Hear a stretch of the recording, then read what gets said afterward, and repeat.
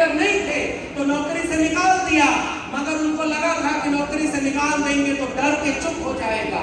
हम तो ये सीख करके आए थे कि जुल्म के साए में लब खोलेगा कौन, और हम भी चुप रहे तो फिर बोलेगा कौन। जिस अखबार में खबर छपी थी पहली बार कि दिल्ली विश्वविद्यालय मनुस्मृति पढ़ाएगा, दिल्ली विश्वविद्यालय का कुलपति उसी अखबार के पत्रकार को फोन करके कहता है कि हम मनुस्मृति नहीं पढ़ाएंगे और हमारा ये बयान अखबार में छाप लीजिए, वरना हमारी कुलपति की कुर्सी भी कहीं चली न जाए। एक बार जनगणना हो जाए ताकि पता चले कि कौन कहां किसका हिस्सा लिए हुए और कौन कहां कितने में गुजारा कर रहा है।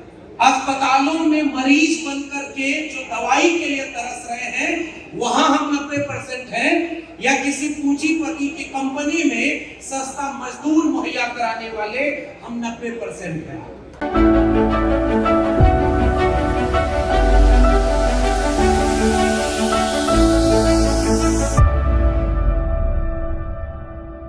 बहुत बहुत शुक्रिया। आप सबको वक्त काफी ज्यादा हो गया है, लेकिन एक औपचारिकता है इस तरह के कार्यक्रमों में। ऐसे वक्त में सबसे महत्वपूर्ण है इस तरह के कार्यक्रमों में आने का मकसद कि हम बार बार अपनी विचारधारा, अपने एजेंडे और अपनी लड़ाई को याद करते हैं, एक दूसरे से हिम्मत लेते हैं और हिम्मत देते हैं। इसलिए कई बार दोहराते हैं हम अपनी मांग को, अपनी बात को, अपनी विचारधारा। धार्मिक किताबों में लिखा जाता है कि धर्म की किताबों को जितनी बार पढ़ेंगे कष्ट दूर होगा, लेकिन हमारी विचारधारा कहती है कि अपनी विचारधारा की बातों को जितनी बार दोहराएंगे उतनी बार कष्ट दूर होने की गुंजाइश ज्यादा पैदा। ऐसी उम्मीद के साथ आज हम जिस दौर में यहाँ पर खड़े हैं, ये एक तरफ सुकून भरा भी है और दूसरी तरफ मुश्किल भरा भी। सुकून इस बात का है कि जब इस मुल्क में इस बात का इम्तिहान होना था कि कुछ दिन पहले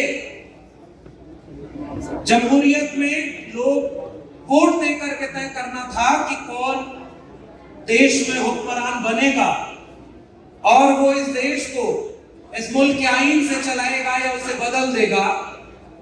इस तरह के जन आंदोलनों का, सामाजिक संगठनों का और ऐसी तमाम बैठकों का ये प्रतिफल है कि संविधान को बदलने की बात करने वाले कमजोर इतना हुए हैं कि अब उन्हें भी सहारे की जरूरत पड़ी है। अब संविधान बदलने की बात करने के पहले संविधान पर माथा झुकाकर तब शपथ लेने में, ये इस तरह के कार्यक्रमों की ही और इस तरह की वैचारिक गोष्ठियों की ही मैं उपलब्धि मानता हूं। दूसरी बात ये कि जब से ये सारे लोग फिर से सत्ता में आए हैं, इसका मतलब ये है कि विचारधारा की लड़ाई अभी अधूरी है, उनसे लड़ा जाना और मुद्दों के आधार पर लड़ी जाएगी। और ऐसे मुद्दे जिसमें हम बार बार ये कह चुके हैं कि हम 85% हैं, हम 90% हैं, लेकिन वो कहां है ये बात अभी तय नहीं हो पाई। वो वाकई कांवड़ ले जाने वाले में 90% हैं या विश्वविद्यालयों में 90% हैं, स्कूलों में 90% हैं, ये अभी तय नहीं है। अस्पतालों में मरीज बनकर के जो दवाई के लिए तरस रहे हैं वहां हम 90% हैं, या किसी पूंजीपति की कंपनी में सस्ता मजदूर मुहैया कराने वाले हम 90% हैं, या विदेश पढ़ने जाने वाले विद्यार्थियों में हम 90% हैं, या इस देश को चलाने वाले अधिकारी, कर्मचारी और प्रोफेसरों में हम 90% हैं।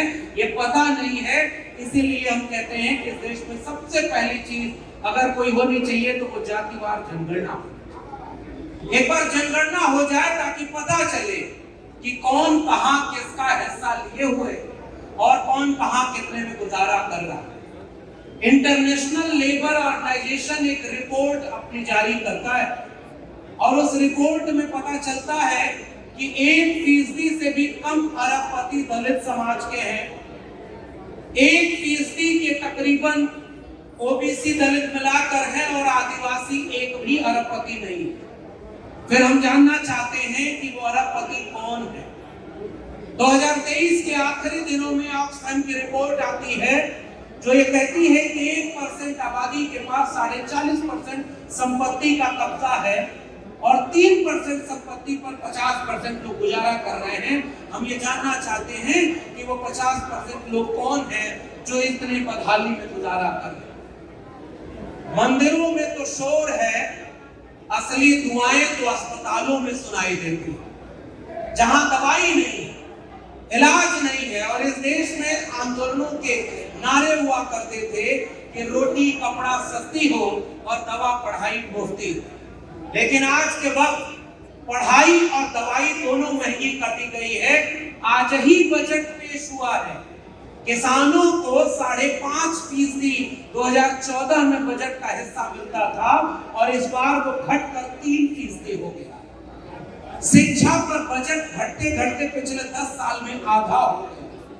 हथियारों को खरीदने का बजट बढ़ाया गया है और सबसे ज्यादा बजट उन्हें दिया गया है जिनकी बैसाखियों के सहारे कोई तीसरी बार प्रधानमंत्री बनकर बैठा है, अपनी कुर्सी बचाए, इसलिए उन बैसाखियों को बजट दिया गया। ये बजट की भाषा ही ऐसी है जो आम लोगों को समझ में नहीं आएगी। और ऐसे वक्त में उसी संसद में खड़े होकर कहा जा रहा है कि पुरानी पेंशन अब इस देश में नहीं मिलेगी, शिक्षा का अधिकार नहीं मिलेगा, जिसके जेब में पैसा होगा उसके बच्चे अच्छे स्कूलों में जाएंगे और जिसकी जेब में पैसा नहीं होगा उसके बच्चे अच्छे स्कूलों में पढ़ाई नहीं करेंगे। और हम जानते हैं कि जिस समय ये बात हो रही है वही दिल्ली विश्वविद्यालय कहता है कि हम अपने यहाँ मनुस्मृति पढ़ाएंगे और ताकि वहां पर विवेक पैदा हो और पुरानी परंपरा में लोग जान सके कि भारत में भी कानून की एक किताब थी और उस पर क्रिटिकल एनालिसिस करेंगे। ये इस तरह के जन आंदोलनों की ताकत है कि उसके अगले दिन ही जिस अखबार में खबर छपी थी पहली बार कि दिल्ली विश्वविद्यालय मनुस्मृति पढ़ाएगा, दिल्ली विश्वविद्यालय का कुलपति उसी अखबार के पत्रकार को फोन करके कहता है कि हम मनुस्मृति नहीं पढ़ाएंगे और हमारा ये बयान अखबार में छाप लीजिए वरना हमारी कुलपति की कुर्सी भी कहीं चली न जाए। वो ताकत इस तरह के संगठनों और ऐसे कार्यक्रमों से आई है, इसलिए मैं आपको बधाई देना चाहता हूं। वरना आज वो मनुस्मृति का फैसला बेशक वापस ले लिए हैं, लेकिन इतना याद रखिए उनके दिलों में मनुस्मृति है। वो बाबा साहब के संविधान को नहीं मानते, किसी और रास्ते को मनुस्मृति लागू करते और मनुस्मृति लागू करने की जरूरत ही कहां बची। अब उन्हीं विश्वविद्यालयों में जो सिलेबस बनाया गया है, एनसीईआरटी की किताबों में जो सिलेबस बनाया गया है, उसी विश्वविद्यालय में 300 रामायण के रामानुजन का उसे सिलेबस से निकाल दिया गया। प्रोफेसर कांचालिया की किताबें उसी विश्वविद्यालय से निकाल दी गई। उसी विश्वविद्यालय से महासीता देवी का उपन्यास जो आदिवासी महिलाओं के शोषण पर था, द्रौपदी, उसे निकाल दिया गया और अब मनुस्मृति पढ़ाने के लिए क्रिटिकल सेंस डेवलप करने का तर्क लेकर आए। अगर आपका आंदोलन कमजोर होगा तो वो प्रयोग जो तालाब में पत्थर डालकर किया गया था वो फिर से लागू कर दिया जाएगा और इसलिए खतरा है। लेकिन वो लागू हो चुका है क्योंकि किसी और रूप से एनसीईआरटी की किताबों में, अब एनसीईआरटी की किताबों में जो दंगे हुए वो नहीं पढ़ाए जाएंगे। एनसीईआरटी की किताबों में प्राचीन काल हिंदू काल होगा, मध्यकाल मुसलमान काल होगा और आधुनिक काल में कहा जाएगा कि जाति व्यवस्था उत्पन्न हो गई। एनसीईआरटी की किताबों में सारा सिलेबस बदल दिया गया है। आप कहते थे अशोक का राज, अब वहां पर भी सिलेबस बदल दिया। जो स्कूल में पढ़ने में जाएंगे उनको आप क्या पढ़ाएंगे, ये तो हम बचा ही नहीं पाए। और इससे ईडब्ल्यूएस आरक्षण कहीं लागू न हो, बैकलॉग मिल जाएगा ईडब्ल्यूएस में। और आज की तारीख में बड़े बड़े कोचिंग मास्टर जो मोटिवेशनल स्पीकर बने हुए हैं वो किसी इंटरव्यू में कहते हैं कि ओबीसी के लोगों ने दुरुपयोग किया है आरक्षण का, शेड्यूल्ड कास्ट और शेड्यूल्ड ट्राइब के लोगों ने दुरुपयोग किया आरक्षण का और ईडब्ल्यूएस पर कोई बात नहीं करते। और मेरिट की तर्क चला जाता है जब 3 नंबर पर जिस परीक्षा में ईडब्ल्यूएस के कटाव गई उत्तर प्रदेश के नर्सिंग एडमिशन में, वहां पर एससी एसटी के कटाव 50 नंबर के ऊपर। जो कल तक मेरिट की बात करते थे उनका ईडब्ल्यूएस की कटाव सबसे नीचे आ गई। लेकिन उनके लोग सत्ता में हैं, इसलिए जिन वैकेंसीज में ओबीसी को 27% की बजाय 7% आरक्षण मिल रहा है, वहां ईडब्ल्यूएस को 10% की बजाय 20-25% आरक्षण मिल रहा है, क्योंकि वो सत्ता में बैठे। और अब उन लोगों ने आरएसएस के लोगों को प्रोफेसर बनाया, कुलपति बनाया, प्रिंसिपल बनाया, अधिकारी बनाया, और अब एक फरमान जारी कर दिया है कि अगर आप आरएसएस के हैं तो किसी भी कार्यक्रम में जा सकते हैं, अब आपकी नौकरी नहीं छीनी जाएगी। पता लगाना कि बहुजन महानायकों की बात लिखने पर इस देश में कितने लोगों की नौकरी छीन ली गई है। अब ये देश ऐसे बढ़ता जा रहा है। आरएसएस के लोगों को पहले देश के हर संस्थान में भर दिया गया, और अब उनकी रोक हटा दी गई कि आरएसएस के लोग कहीं भी जा करके अपने विचारधारा का प्रचार कर सकते हैं। इसलिए अब इस देश में सीधी लड़ाई है। बेचने का ठेला लगाने वाला अगर नेम प्लेट में लिखा होगा कि ये अभिषेक की दुकान है, तो वो आम कैसे बताएगा कि बाग अकरम की थी जिससे वो आम तोड़ करके अभिषेक बेच रहा है। ये आम के पास तो मुंह नहीं है कि वो बताएगा कि किसके हाथ से दूध चल करके उस चाय की दुकान तक पहुंचा है। ये तो फर्क जो आर्टिकल 1956 में छुआछूत निरोधक अधिनियम बनाया गया, अब तो फिर से ये छुआछूत लागू करने की बात करते हैं। इसलिए क्योंकि वो मुसलमानों के खिलाफ सामने दिखते हैं, वो इस देश के दलितों और पिछड़ों के खिलाफ हैं। इस बात को हमें कहना होगा, और हम मुसलमानों के खिलाफ जो कार्रवाई होगी उसमें भी खड़े होंगे, और ये बताएंगे कि किसी दुकान पर किसी धोबी पासी की, किसी निशात मल्लाह की, किसी कुर्मी कोयली अहीर की अगर जाति लिखी होगी तो बताओ उनकी सूचना भंग होगी कि नहीं होगी। इसलिए ये अपने मन में मनुस्मृति लागू किए हुए हैं, बाकी जगहों पर भी उसी को आरोपित कर रहे हैं कुर्सी बचाने के लिए।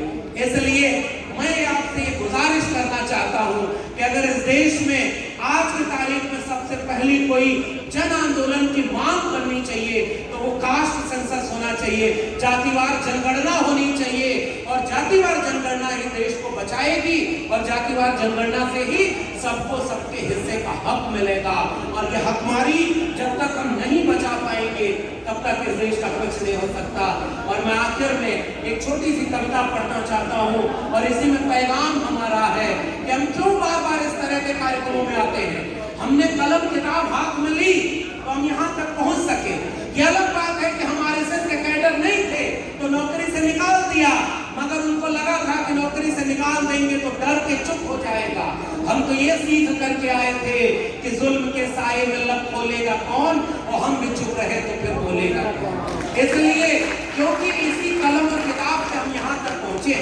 सवाल किसी एक लक्ष्मण यादव की नौकरी का नहीं है, सवाल ये है कि अब इस देश में आधे % से भी सरकारी नौकरियां कम बची हुई हैं, बाकी सब तो प्राइवेट हो गई, तो फिर नौकरी करेंगे कहाँ। इसलिए मैं आपसे जाते जाते गुजारिश करना चाहता हूँ कि बहुत सारे लोग बांटने के लिए तैयार हैं, हम मिल करके एकजुट होकर के, बहुजन समाज के लोग एकजुट होकर के संविधान को बचाने के लिए न्यूनतम सहमति पर, अधिकतम सहमति पर नहीं, वरना हम लोग तो तराजू लेकर तौलते हैं कि कौन शुद्ध अम्बेडकरवादी, कौन शुद्ध सामाजिक न्याय की बात करने वाला। न्यूनतम सहमति पर अधिकतम एका बनाइए, वरना लड़ने के बहाने हमारे बीच 1000 मिलेंगे, जोड़ने के बहाने अगर एक मिल जाए तो उसी के बहाने जुड़ जाएं, और जिम्मेदारी हमारे ऊपर सबसे ज्यादा है। मैं एक आखिर में शेर कह के इसी के साथ अपना पैगाम आप तक पहुंचाना चाहता हूं कि यार मक्तल से बहरहाल गुजरना होगा, यार मक्तल से बहरहाल गुजरना होगा, बच गए हम तो किसी और को मरना होगा, बच गए हम तो किसी और को मरना होगा। टाल देने से कोई मसला हल नहीं होता, एक न एक दिन कोई फैसला लेना होगा। अगली नस्लों को बर्बादी से बचाने की खातिर जो भी करना है इसी नस्ल को करना होगा। बहुत बहुत धन्यवाद। देखते रहिए नीलकमल टीवी। आपको अगर हमारा वीडियो अच्छा लगता है तो हमारे चैनल को सब्सक्राइब करिए, वीडियो को लाइक करिए, शेयर करिए। धन्यवाद।